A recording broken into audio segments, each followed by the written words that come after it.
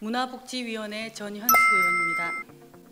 본 의원은 먼저 물질 소비의 증가로 자원의 고갈을 넘어 환경적, 경제적, 지속 가능성의 문제가 전 세계 화두로 떠오른 가운데 지속 가능한 사회로 나아가기 위한 방향을 모색하고자 이 자리에 섰습니다.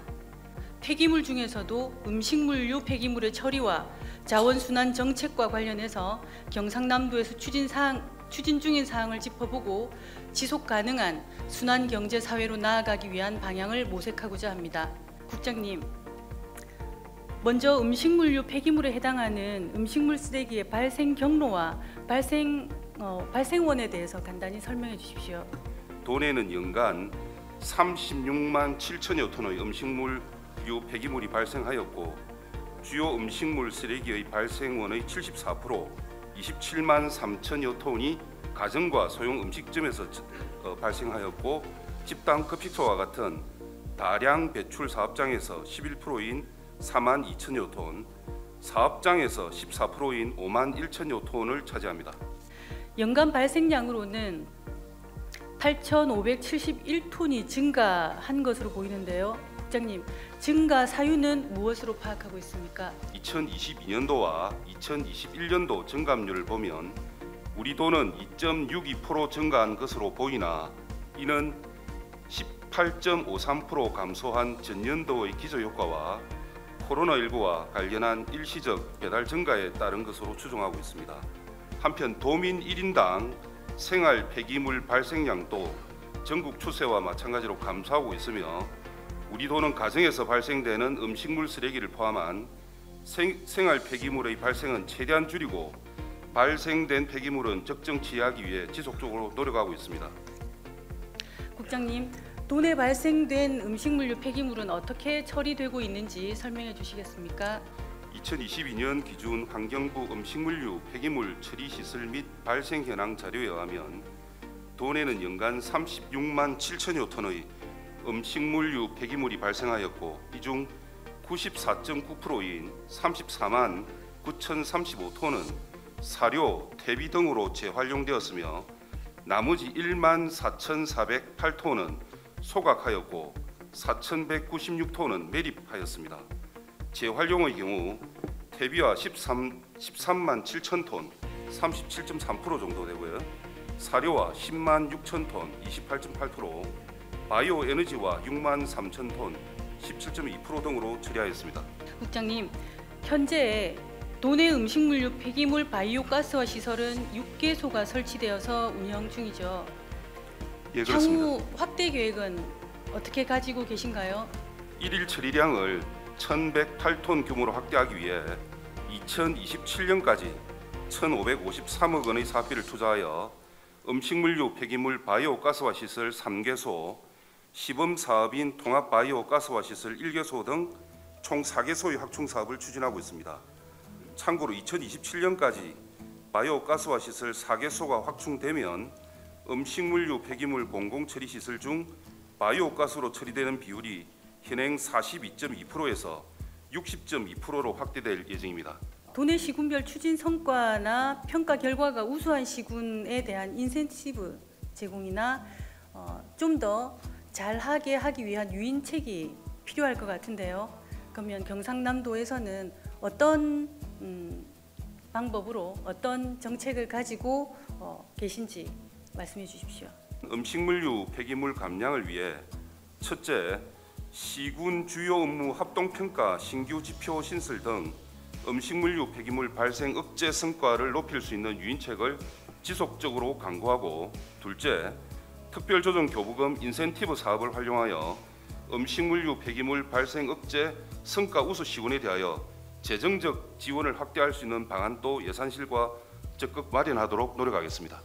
음식물 쓰레기 문제를 근본적으로 해결하려면 발생량 자체를 원천적으로 줄여야 한다고 생각을 하고 배출지에서의 우선 감량을 위해서 감량기 및 종량기 보급과 아울러 도민들을 대상으로 감량 홍보를 지속해야 한다고 보는데 국장님의 생각은 어떠십니까? 가정, 음식점 등 배출원별로 각 특성에 맞는 감량 대책을 마련하고 줄여 나가야 하기에 우리 도에서는 창원 김해를 비롯한 12개 시군에서 음식물 쓰레기 종량기를 보급하고 양상, 통영 등 4개 시군에서는 음식물 감량기기 1677대를 보급하는 등 발생원에서부터 원천 감량을 위해 최대한 노력하고 있습니다.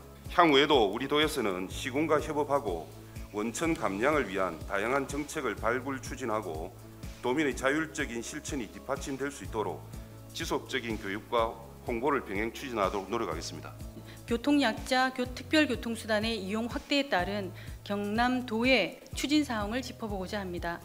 도내 보행상 중증장애인 현황과 법정 대수 충족률은 어느 정도입니까? 22년 국토부 실태조사에 따르면 우리 도내의 보행상 중증장애인은 5만 51명이며 법정 대수 충족률은 115%입니다.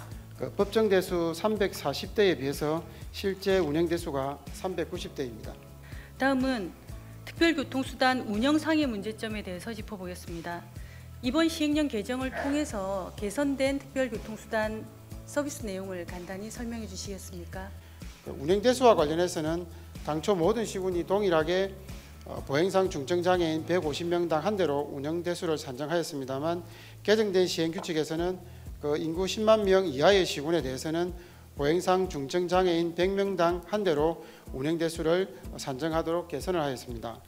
이용 대상자와 관련해서는 당초에 이제 보행상 중증장애인과 65세 이상의 사람으로서 버스, 지하철 등의 이용이 어려운 사람 등으로 규정을 하였습니다만 개정된 시행 규칙에서는 특별교통수단의 본래의 취지에 따라서 보행상 중증장애인만 규정을 하고 65세 이상의 고령자 등은 시군 조례로 정하도록 하였습니다. 마지막으로 이동지원센터 및 광역이동지원센터의 운영 기준도 명확하게 규정을 하였습니다.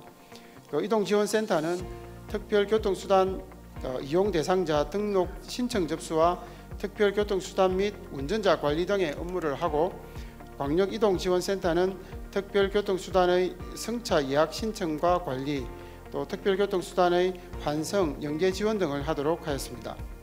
광역 간 이동이 가능하도록 내용이 담겼지만 경남의 지역에서 타 시도로 이동이 가능한 반면에 타 시도에서 경남으로 되돌아올 수 있는 지역은 여전히 제한적입니다. 그 이유는 무엇입니까? 부산시의 경우는 부산 시내와 김해시, 양산시는 단일 신청으로 즉시 이용이 가능하지만 그 외 지역은 갈 때는 전일 예약 방식으로 횟수를 15회로 제한하고 있습니다. 울산시의 경우도 비슷한 것으로 알고 있습니다. 가까운 부산시는 생활권과 지역 특수성을 고려해서 운영 범위를 넓히고 있고 제가 바라는 것은 우리 도도 광역지자체 간 협의를 하거나 도 자체 사업으로 환승 거점 지역을 지정하는 등 다양한 방법을 강구해 볼 수가 있을 것 같은데요. 우리 도의 견해는 어떻습니까? 도민들이 이용에 불편이 없도록 병원 목적에 한해서 왕복 운행을 하고 그 외에도 도내 차량으로 배차하여 복귀를 지원하고 있습니다.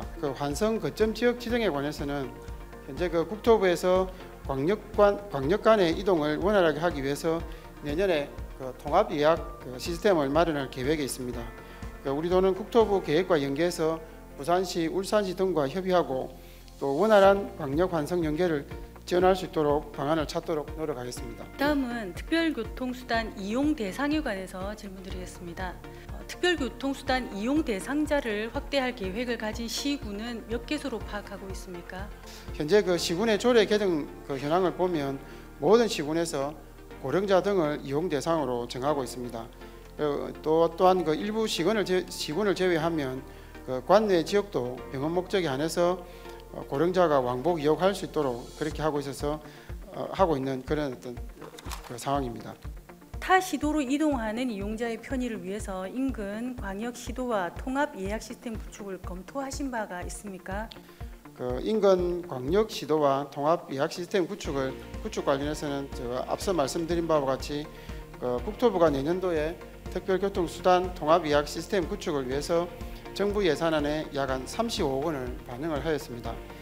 내년도에 통합 시스템을 구축을 완료하고 25년부터 기존 지자체 시스템과 통합 연계해서 시범 운영을 시행할 예정입니다.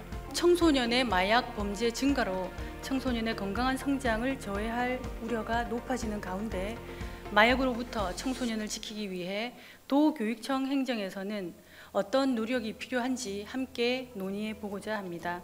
지금 이 순간에도 자라나는 청소년들이 혹시 모를 마약의 유혹에서 스스로를 지키고 건강하게 자라나도록 돕는 일, 그것이 우리 사회가, 우리 어른들이 함께 해야 할 일입니다. 우리 미래 세대를 지키기 위해서 우리가 지금 당장 해야 할 의무이자 책임임을 같이 인식을 해야 한다고 말씀을 드리며 장시간 경청해 주신 의원님들께 감사드립니다.